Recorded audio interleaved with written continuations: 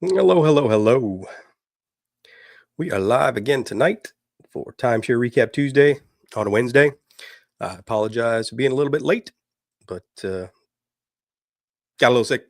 Kids' first week of school, and as any parent knows, they like to bring home the fun details on sicknesses that they gather. Went through my son and went through my daughter, and now me and my wife are recovering as well. But we're here good on a Wednesday, and we're ready to get started. So, welcome back, everyone. This is your favorite weekly roller coaster through the wild, weird, and wallet draining world of timeshares. Think of it as the only owner update you actually want to attend.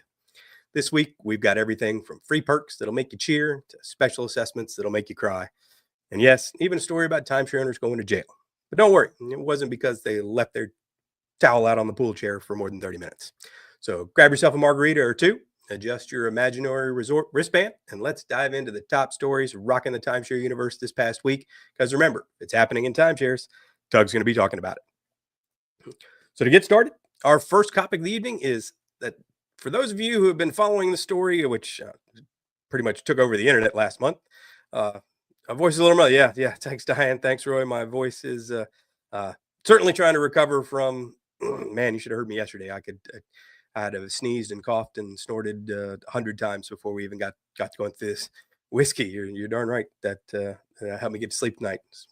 Rub a little on my gums, and then we'll be all set.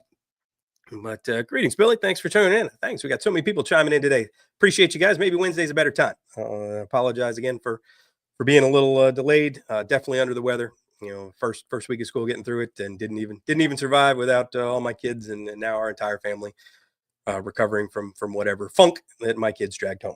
But we're going to talk about some fun stuff tonight, starting off with the Mexican couple that was jailed by their timeshare. Somehow their timeshare convinced the Mexican government to arrest them when they visited Mexico, all for the dispute of $100,000 or more in credit card charges. I've heard both sides of the story. I've read a million different phases of this story.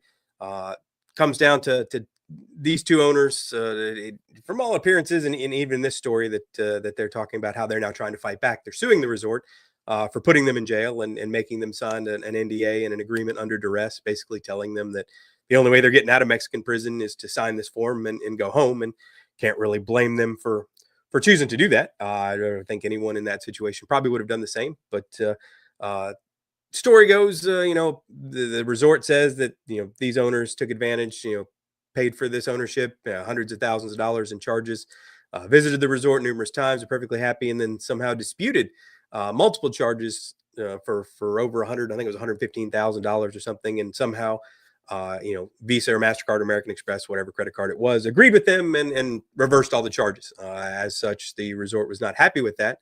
How they managed to talk the Mexican government in, or Mexican law enforcement into are not only arresting this couple when they visited at the airport, but then putting them in prison, in a Mexican prison for a month while they did things. I really don't know. It's pretty wild. This made news across the country. I believe the president even got involved to try and secure their release. But at the end of the day, they did one thing. The resort didn't like it. The resort somehow convinced, somehow talked people into arresting them and then having them sign an agreement to not talk about the situation, pay restitution, and that they could go home. And they, of course, signed that to, again, I think anyone would in that situation to get out of Mexican jail. I certainly would have signed just about anything you put in front of me to get home and fight about it later. And now they are. They are actively filing suit against this resort. It did bring up some comments of how what sort of jurisdiction is involved there? How would they sue a Mexican company, even in the United States, even if they did successfully sue them and won? It's how are you going to collect on something like that? So that is something we'd be interested in following. I'm sure that there were plenty of personal injury or civil liberties attorneys that were more than happy to take up this case for the notoriety alone and how much press and coverage that it got. And I'm sure it will pick itself back up if this gets any traction and does see the inside of a courtroom. And we'll certainly be following along with that. But just again, rest assured that even though it is going to be made out by the powers that be in this industry, especially the exit companies and the cancellation companies will exploit this and say, hey, you don't want to default on your timeshares because Mexican timeshares will put you in prison. Look at what happened to this couple. So It's certainly not the case. These people were not put in jail for buying a timeshare, changing their mind, or not paying for their timeshare loan. All evidence, even in this particular story that they're describing by the New York Post, indicated that they were reserving, making rentals, and that they reserved, dozens and dozens of rooms, and that's where that $115,000 charge came from. And they were renting those out, so they're making a profit on the rooms that they were renting out, obviously at a discount, charging people to stay there, and everybody, the resort was making money. They were clearly giving them the reservations for whatever price they were paying, and they were making money by renting those out to other people. But for whatever reason, it seems that the resort didn't like them doing that. I guess they were running a Facebook page or something similar, offering these discounts, even though that they were paying for them. They're offering them for a very attractive rate, and getting plenty of people to rent and visit this particular resort. But it seemed that the resort canceled a bunch of those reservations, and that was why they disputed the charges. And they got their credit card to agree with them, and as such, got all their money back in that regards. But not sure if that was worth a month in prison, in Mexican prison. That's that to do that. But live and learn. It's certainly a story that we will keep up with, and certainly one of the wildest stories we have heard in all of time sharing. But please don't let I have no doubt that they were going to take advantage of this and try and portray it as, this is what happens when you stop paying for your timeshare. This is what happens when you default on your timeshare loan, or something like that. This is a one-off thing, and I guarantee you that resort regrets doing this. The timeshare industry has been done more damage by this one story than all of the terrible sales presentations and lying salespeople and such like that in the past decade, just because all of the information, the notoriety, and the publicity that this has got, and how it's being spun, regardless of what the actual truth is of the matter. So we will keep up on this. I'm certainly very happy that this Michigan couple is fighting back, and at least, because what they, I don't care what they did. Certainly going to prison, the debtors' prisons, or a thing of the past. That something that exists in this country certainly shouldn't be. People shouldn't be subjected to that when they're going on vacation. It's a civil matter, not a penal matter, and then as such, it should have been handled that way. So now we will let you know if we hear any updates on this. But came up, they are actively suing Palace Resorts, and we will see where that goes. So as for it, Claire, thanks for tuning in. I'm very happy to see all the people who've tuned in for this week. This is fantastic. Maybe Wednesday nights maybe Wednesday will be the new Tuesday, and this will be we'll timeshare Wednesday live. Maybe has a better, rolls off the tongue a little better. So the next topic we are going to discuss today is Embarc members now have free access to decks. This is an amazing announcement. It's all too often in this industry, just like the last story, that the story seemed to be negative, not really positive stuff to announce. But this was actually a breath of fresh air. Just announcing a free new feature for Embarc owners. Now, I realize that Embarc isn't the largest timeshare systems out there, but who cares? It's a part of Hilton now, and Hilton and Diamond have been trying to work out HGV Max for the longest time. Dex is an exchange system that was set up by Diamond Resorts, but Embarc owners now have access to this program completely free. It essentially allows Embarc owners to access both Hilton and Diamond Resorts without having to purchase anything else, without having to buy an additional option. They used to have something called Extraordinary Escapes, or EE, but that was only available to people who bought retail. Paid full price for Embarc, and resale owners were banned by that. But now it appears that all Embarc owners are now given free access to Dex, which looking through the stuff that people have posted on this thread, that they are allowed to you can now see inside. There were some amazing resorts now available to Embarc owners. So I did see a comment to as the best description, and I'm going to read it because Chantal is absolutely amazing. She runs her own Facebook page for Embarc owners. So if any Embarc owners out there don't know about it, go find it. She's awesome. What is Dex? So it's a developer program similar to HGV Max that could be changed or canceled at any time. Oh, this is talking about the EE program. Cost $149 a year before Diamond took it over, and had interval membership along with some extras like Disney exchanges. You could get EE Legacy even with resale memberships. We also had Hilton exchanges directly with our points without even fees.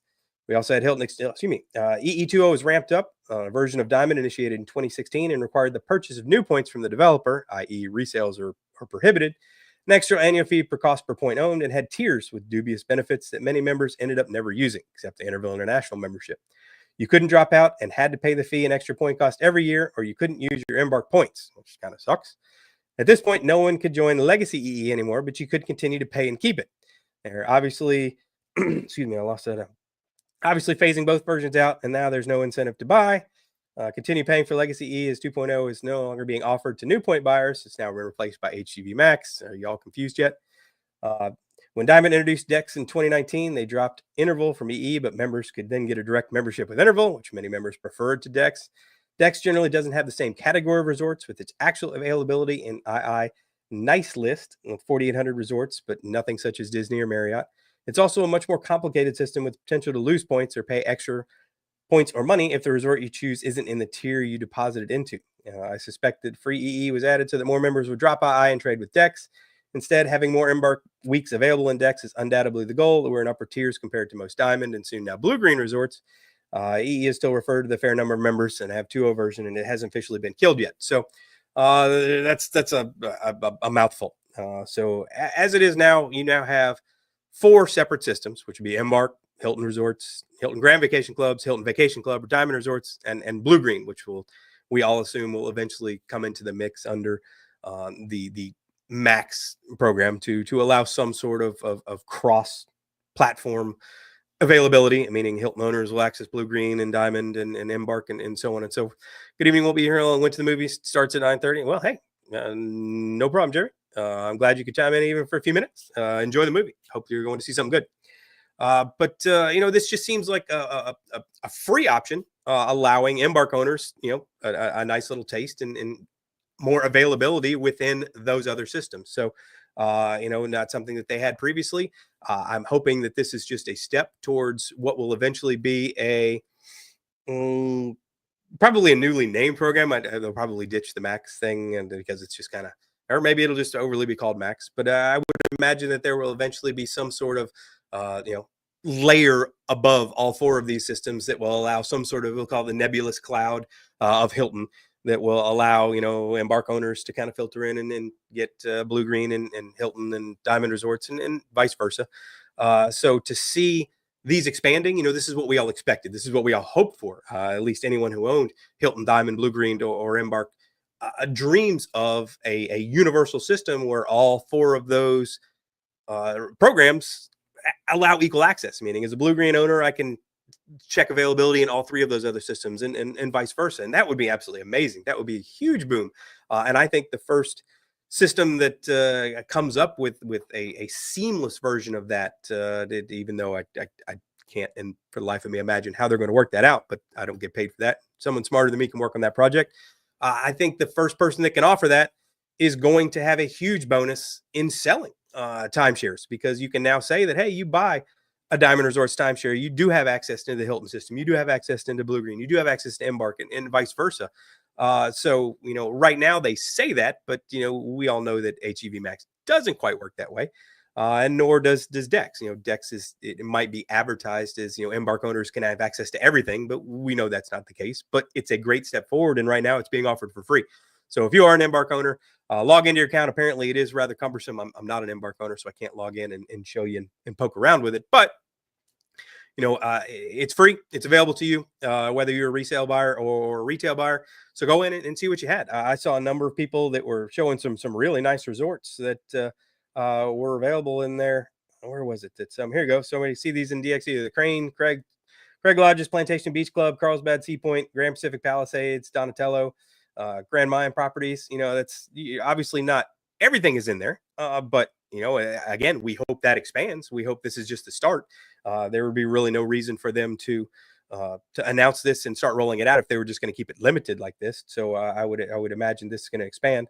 So here's all the resorts that aren't in there, and some of the obviously the more popular ones. So for you to say that an Embarc owner is going to have full access to Hilton, that's not a reasonable explanation of what's going on. But you've got more stuff than you had before, and it didn't cost you a dime. So check it out. Post on this thread if you are an Embarc owner and you find a good trade and some of these that are in there. I hope this does expand, and Embarc owners are given far more access to what eventually be Blue Green properties and Diamond Resorts and Hilton Grand Vacation Clubs resorts. That would be a huge boon to Embarc, which by all means is a really great program. I have to admit that they're obviously a smaller program compared to the other ones, but I haven't seen anyone say anything terribly negative about it. So for those of you looking to buy the resale market, might consider that versus buying Hilton Grand Vacation Clubs or Diamond Resorts or Blue Greens, and maybe it'll work out better for you. Moving on to the next one. What do we got here? I already talked about that one. Okay, and the new one will be. Oh, did I lose my? Oh no, I lost my. Hang on, let me add my window back. I clicked the wrong button. Share. All right.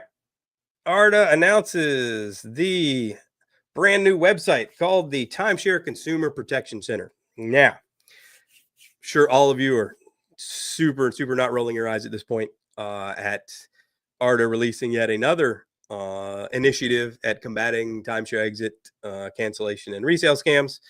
I have to give it to them in terms of effort. The website looks super nice. It does have a ton of great information on it. I'll see if I can click on it and see if it will allow me to share that tab. So we see it's super fancy. I mean, they've got an absolute ton of good information on it. You can very easily tell that this is 100% directed at combating timeshare exit companies, going directly after these companies that advertise on television and radio and the internet that are just absolutely just blanket this industry, and we can get you out of your timeshare guaranteed advertising. So seeing all this stuff on here, the truth, the whole truth, and nothing but the truth. All of this stuff is good information. The downside is when you click on stuff like, well, let's go timeshare exit company. Let's look at the pros and cons of timeshare exit companies, and it's got to be a really short article. Get the facts before you choose a timeshare. I mean, it's a nicely created website. Timeshare ownership does have a life cycle for many owners, and while you've enjoyed the use of this timeshare, life circumstances can change. The timeshare owner may no longer be a fit for you and your family. Blah blah blah blah blah. Positive, you don't have to do anything but make payments. What? I'm lost. If you're looking to exit your timeshare and want nothing to do with the process, the timeshare. Wow. I have to say, I must not have seen this particular article because do you guys see that? Except I need to get rid of that off. I can't see that on my screen. It's blocking most of that stuff. The negatives. You're paying a company to do something you can do yourself for free. I would have opened with that personally. This is. I'm really kind of shocked, to be honest, that you mentioned that the wrong advice and can ruin your credit. It's not uncommon for timeshare exit companies to tell you to stop paying for your maintenance fees and your loan payments as a way. Blah blah blah. That's true. Timeshare may not be successful in canceling your timeshare. It's controlled by your timeshare company. That's true. Timeshare exit scams are common. Excuse me, I made it this far without one cough. Our advice, this is the bottom line. Even if the time and expense of working with a timeshare exit company is not a concern, you should still contact your timeshare developer before deciding to use a timeshare exit company. Not only will your timeshare company be much more willing to work with you, the owner of the process will also likely be faster, giving you relief sooner and costing you far less. I don't disagree with that. This. Let me click there. There we go. I accepted that. So, this kind of, my biggest pet peeve with the industry and ARDA and stuff like this, and I do give them credit for trying, but they don't address the actual problem. Giving information out there, that's we've been doing that for 30 years. The problem is there still isn't a valid exit option for a huge percentage of timeshare owners. So you can come up and tell people that timeshare exit companies suck and that they're terrible and you shouldn't use them and they're too expensive and you can do it yourself. But that message is negative. That message is that doesn't provide them with a hook. Meaning, if I tell you don't use a timeshare exit company, stop paying for your timeshare, that's not a very marketable message. Even though it's 100% the truth. There's no argument there. But there has to be a viable option out there for people, and for people like Diamond. I give the best example: Diamond resale buyers. They can't sell their timeshare. They can't give it away. They can't give it back, meaning the Diamond exit program won't take it back. They couldn't even pay someone to take it from them just because of the restrictions placed on Diamond resales. Those people are stuck. Those people are 100% potential victims of timeshare exit companies, period. And nothing on this page, none of this information, none of this advice anywhere helps a Diamond resale owner, period.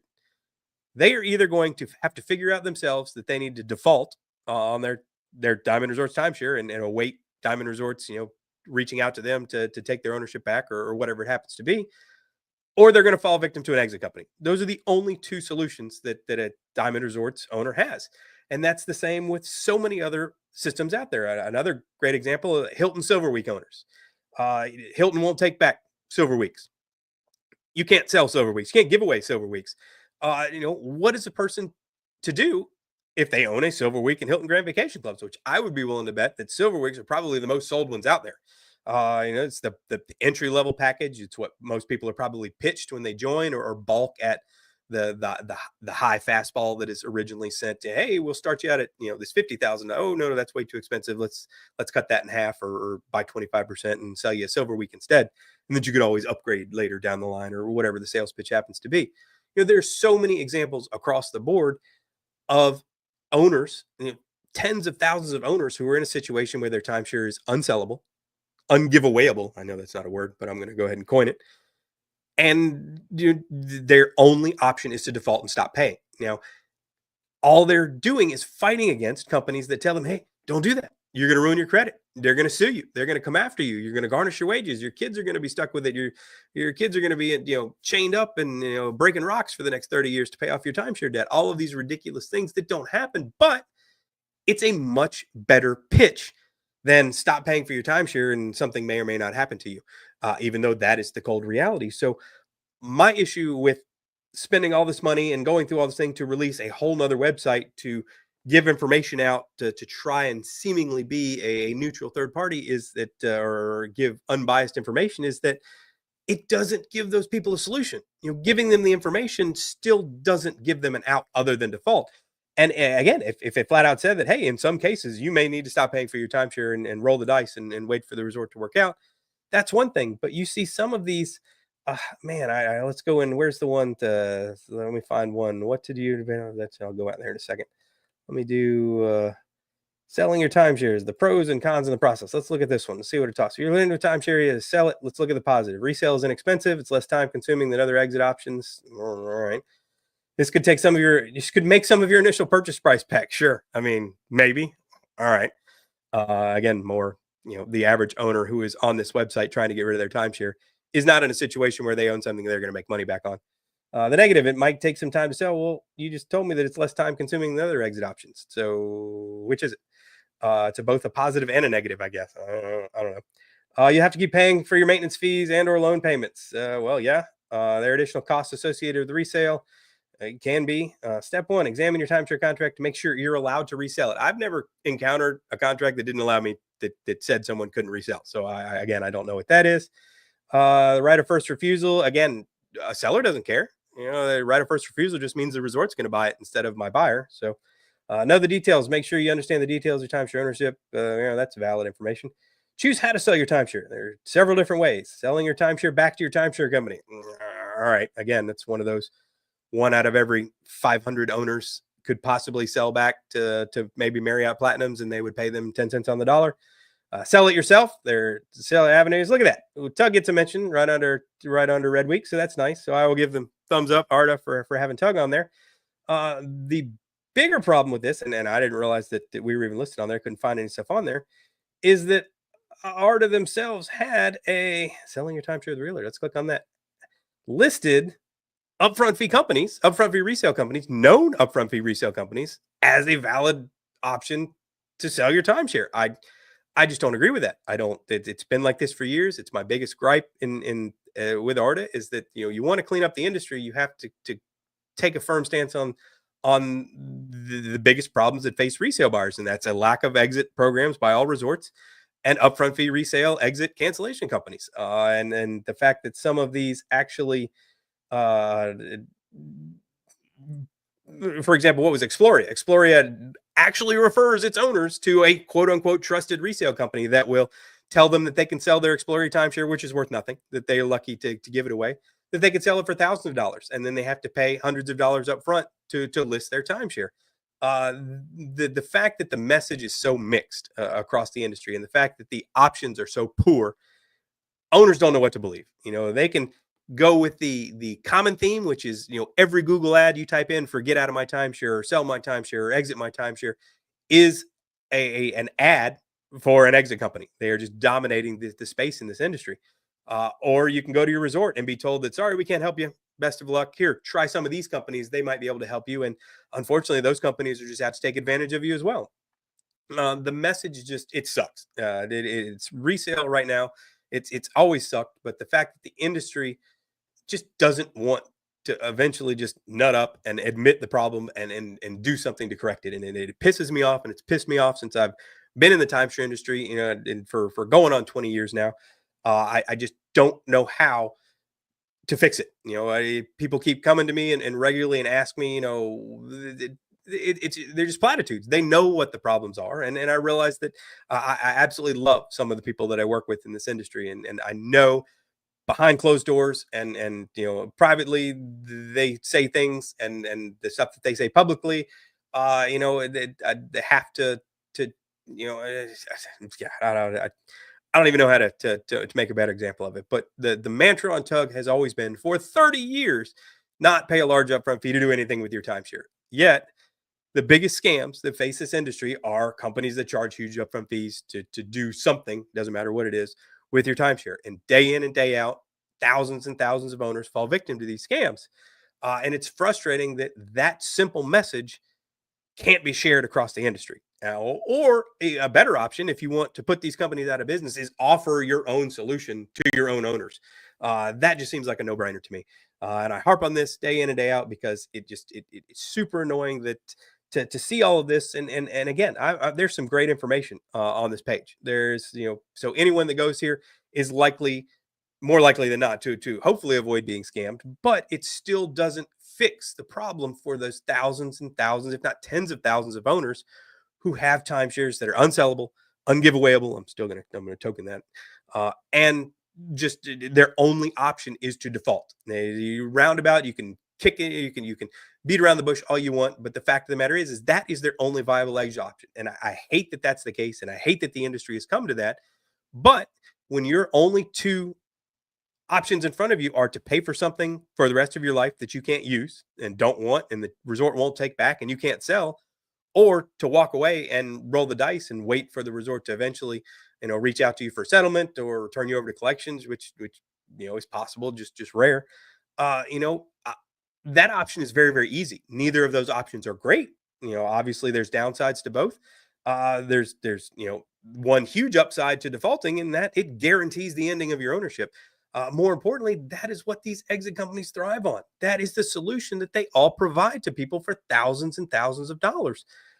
So for that to be the truth, and it's wild because it's so simple and so utterly unbelievable that that an entire industry could have propped up around something so unbelievably uncomplex. People don't believe that that's what's going on. People believe that, hey, these companies are suing Wyndham. These companies are actively filing lawsuits against Hilton or Diamond. They're fighting for me. They're fighting against these companies. This company that lied to me and sold me this timeshare that's worthless and I can't do anything about it. And they told me they'd buy it back. And these companies are just fighting on my behalf. I'm happy to pay them and hope that we correct the problem. Not realizing that their quote unquote process of their program is just for you to stop paying for your timeshare. So uh, I'll continue to preach that message for as much as possible. If it were me, every page on this website would flat out say that. Hey, the exit company solution is for you to stop paying. You can do that yourself.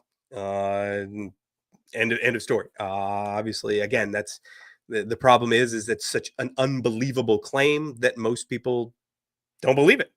Just like most people that read Tug, you only have one site out of thousands that are telling you that timeshares are worthless, that are telling you that you made a mistake, that you paid $20,000 to. And no one wants to read that. No one wants to read that they made a mistake or that they were foolish enough to do something. I don't even like to claim that because everyone was probably misled when they bought a timeshare. So telling that they were implying that they were foolish is disingenuous. But the fact of the matter is the information has been out there for years. This industry thrives on getting people to make poor decisions without doing the proper research. So expecting them to do the research on the exit side when they didn't do it on the purchase side we have seen, it makes sense that would be the solution to the problem. But we have seen over 30 years that is not the solution to the problem. So many owners only find Tug after it's too late, even after they've been scammed. And the industry has done nothing, in my opinion, to make a dent in that. They started responsible exit. What is it going on 10 years ago, maybe 8 to 10 years ago that the industry was focused on creating an exit strategy for all owners. That was what it was billed as. And I knew it wasn't going to be, it wasn't going to be an instant solution overnight. Wyndham was the first one to announce free exit. You want out of your timeshare and it's paid for, just give it back. No questions asked. And now we even see the Wyndham programs are now limiting what they take back. So we not only have many systems just ended for all intents and purposes, ended their exit programs for the owners that really need exit programs, for the gold, or excuse me, the silver Hilton owners, the diamond resale owners. All of these people who don't qualify or won't be accepted for these exit programs are the ones that need it most. So for you to tout that you have a free surrender program or a free give back program and then exclude all the people that need to use that are in the situation where they're going to be a victim of an exit company because you are not providing them any sort of solution, I don't know why the industry continues this vicious cycle. Is this it's just extremely frustrating, and there's no good explanation for it. There are a bunch of bad explanations for it that I don't want to say on live stream because I'll probably get sued for it. But it is what it is, and Tug will continue to fight the good fight by trying to educate people. And everyone who watches this video and watches our sees our other videos on our channel, please like and subscribe. And hopefully we'll find that we do see evidence that it works. Obviously people do contact us and thank us for hey, I caught your video, saw your article, saw your Facebook page. It kept me from making this huge mistake, which is great. Unfortunately, there are 10 other people who didn't and fall victim to it, or bought a timeshare at full price, or fell victim to an exit scam or a resale scam. Even Marriott charges now. Yeah, I saw that. It's up to $400 for Marriott. But there are even I've seen people that at least I'm pretty sure Vistana, not so much Marriott, that they're not taking them back. Even though they're charging a fee, there's still some resorts that or some ownerships that they won't take back, and it's just frustrating when you tout. And Marriott's probably one of the better examples. Is it's fairly rare for a Marriott owner to not be able to, but it happens. I absolutely know it happens. But to have an exit program and that excludes the people that need it most, the people that are most likely to become victims of an exit scam, it's mind blowing to me, and especially if a resort in active sales. That's the part that gets me. I can understand an independent resort who hasn't had a sales office in 20 years. I can see them stuck between a rock and a pickle. But resorts in active sales, Diamond Resorts for a great example. Hilton, they are in active sales. They are still have sales offices in all these resorts. You can't tell me that you can't take back those points. You can't tell me that you can't take back those ownerships and somehow incorporate those back into your program. That's just absurd to me. And the fact that you don't, it further encourages me. It doesn't bother me one bit to tell an owner to stop paying, and just let it run its course. So, which is why so many of these timeshares just don't pursue punitive damages against owners. They're not going to. They'll threaten. Absolutely. When you default on your timeshare maintenance fees, you will absolutely get ugly letters. They say, hey, you haven't paid for your timeshare in a while. Here's your late fees. You haven't. Excuse me. You're now 3 months delinquent. Here's another $100 late fee. We're going to turn you over to collections if you don't pay. You're going to be foreclosed on. There absolutely will be threatening letters, but the problem is it costs a lot of money and it takes a lot of time to actually foreclose, especially since they know you don't want the timeshare in the first place. You're willing to give it back, and they know you're willing to give it back because they know you don't have any other options. So their hope with all these angry letters is that you just decide, okay, I'll just pay. I'll pay what I owe. I'll pay the late fees, but now you're right back to where you started. So there's no benefit to you in doing that. Sometimes it can hit your credit, especially if you default on a loan balance, but it's just so few and far between for owners who default on maintenance fees. And I see it all the time. Well, I don't want them to come after my house. I don't want them to garnish my wages. There's been no evidence whatsoever that is a risk for defaulting on maintenance fees.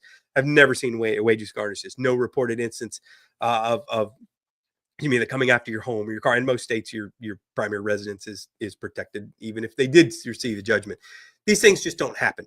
And so for that to be a fear, it's an unfounded one. And unfortunately, I can't see things like this ever going before a judge, because you're looking at spending far more money in an order of magnitude more money to get someone to pay their maintenance fees. That's just absurd. Resorts aren't going to outlay that money when there are, they already know the situation. They know you're not going to dispute it. They know you're not looking to make money, or somehow you're not holding their feet to the fire. You just want it gone. And it's just so many resorts they stick their head in the sand, and they know it's so effective to send those letters because owners just eventually pay.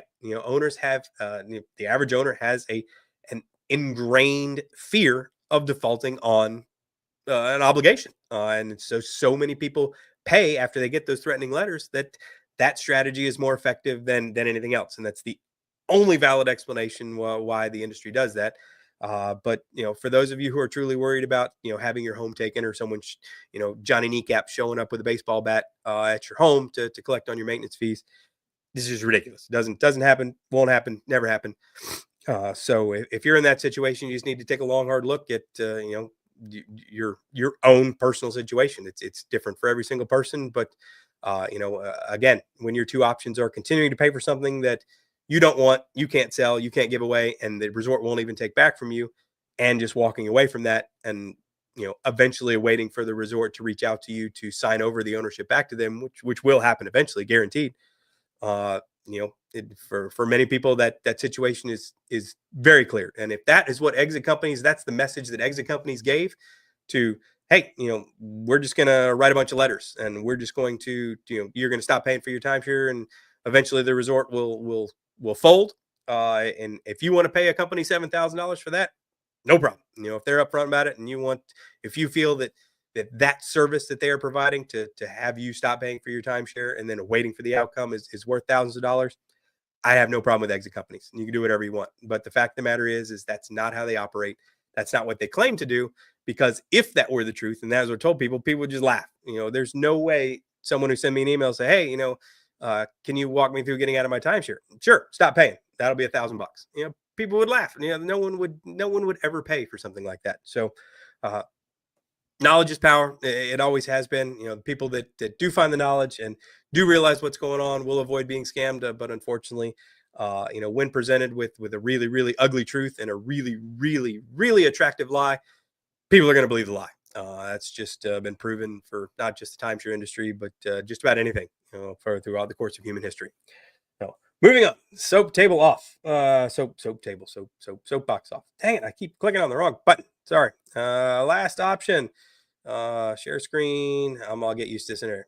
So, last option is what I did not add. Sorry. Okay. Pocono Mountain Villa is Exploria special assessment of $6,300. So there was a post on Facebook where someone talked about their Summer Bay. They got a letter in the mail that they were going to get a massive special assessment for their Summer Bay resort. I reached out to that person and asked them to forward it to me. I did not get that. I'm hoping that someone else from Summer Bay might have gotten it. If you're watching, please forward it to me, tugadmin@tug2.net or tug@tug2.net or any of the Tug emails.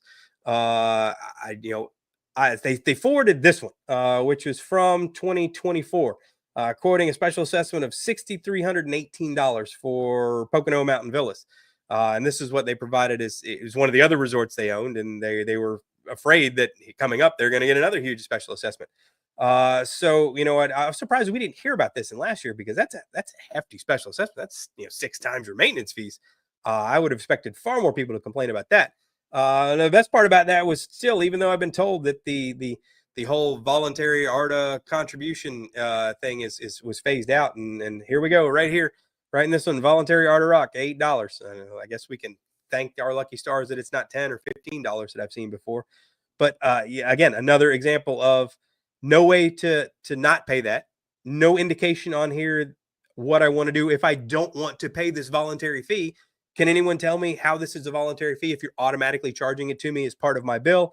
And there are other, I think it was Vistana or whatever that told people that just pay $8 less on your bill.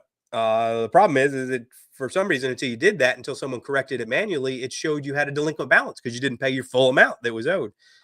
So this is just frustrating on so many levels. Exploria, another example of a great example of a system that has no exit company. Their timeshares are worthless, impossible to sell, difficult even to give away. And I would say that for every one Summer Bay that's given away, there's 10 owners that don't. and they don't have an exit program. And more importantly, when you reach out to Exploria and ask for help to get rid of your timeshare, you are referred to an upfront fee resale company, a company that charges hundreds of dollars to list your timeshare on a website at a ridiculous price. It can't even be sold for $1. Yet you're going to tell these people that they can get thousands of dollars for it if they pay your fee, and it's absolutely just a horrible situation. Exploria just makes me want to vomit when I do. Anytime I encounter a story about Exploria, it's just not a good one. So Exploria owners are just truly in dire straits.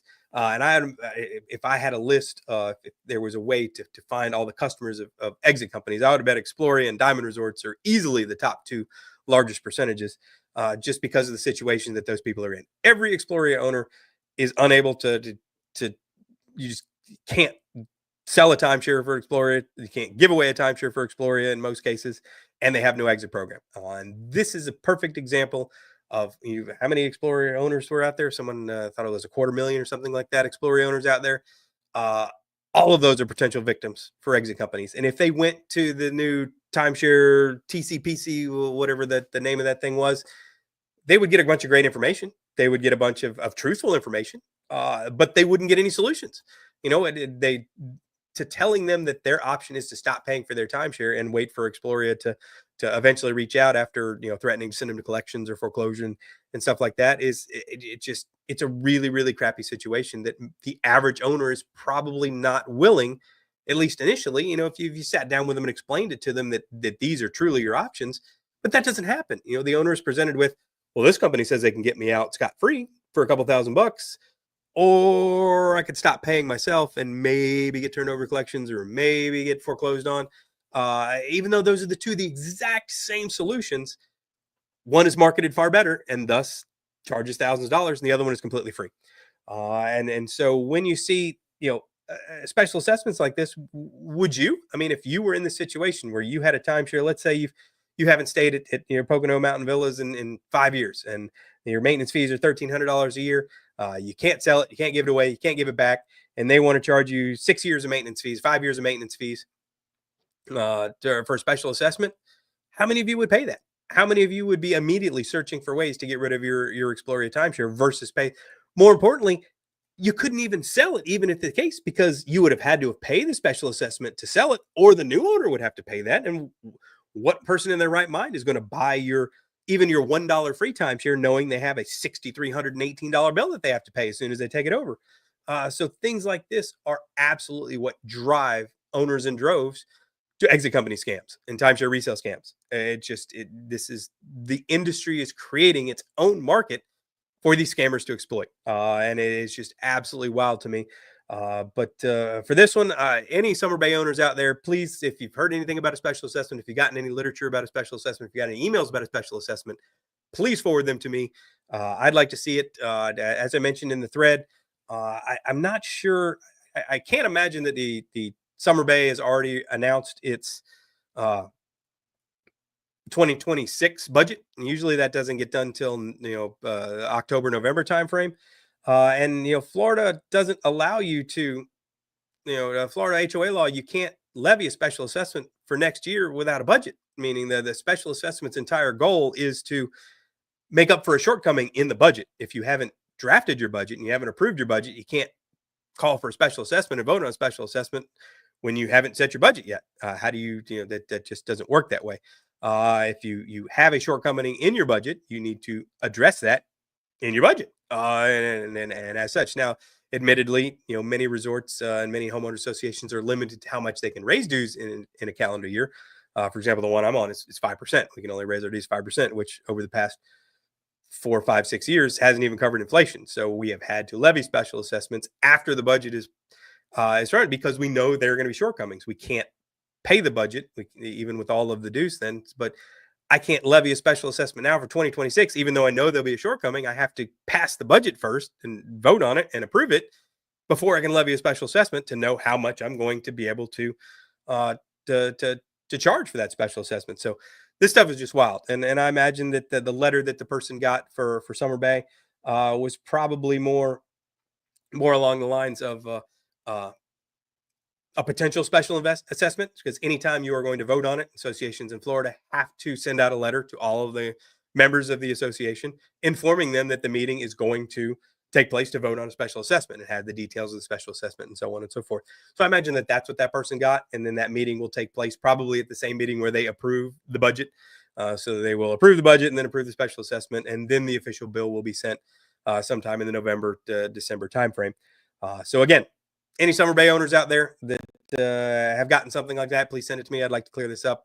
And I'm sure tons of Summer Bay owners are silently weeping, expecting, because even Summer Bay is the crown jewel of Exploria. It's the only one that probably has much chance of even being given away on the resale market. And if they levied a $6,000 special assessment for that resort, you just see the market flooded with free giveaways that wouldn't be taken because, again, who wants to take over a timeshare that is going to come with a almost $8,000 bill next year, $6,300 plus $1,300. Okay, math, $5,600 bill next year. That's a real expensive vacation. I'm not willing to take that on. So I expect tons of defaults if this comes to pass. I expect tons of defaults for this year for the Pocono Mountains, and I would expect even more for Summer Bay. And who knows? So again, if you have any of that information, please hand it on to me. Other than that, I think that covers everything we had to talk about today. Unless anyone, hey, Timon, look at that. Came here right here at the end, but I appreciate you. Thank you much for tuning in on a Wednesday evening. This has been a very popular one. I've been super happy with the turnout here. Thank you guys so much for staring at the beard for going on 46 minutes now. But unless there are any other questions or comments, I'm going to call it this evening. It's been a super popular. I'm glad I got on my soapbox to chat a little bit about that. But other than that, we will wrap it up, and I will see all of you next Tuesday, probably Tuesday. I don't have anything going on Tuesday. Hopefully I won't be sick, and I'll be over the. See, I got my sniffle, and I apologize. Man, it's brutal. Don't get sick. But again, thank you so much to all my millions and millions of Timeshare Beard fans out there for listening to me rant and ramble and rage for the past 45 minutes. It is truly appreciated. And I appreciate all of you who subscribe and watch our YouTube channel and our videos that come out. Thanks again for tuning in, and you guys have a wonderful evening. Good night.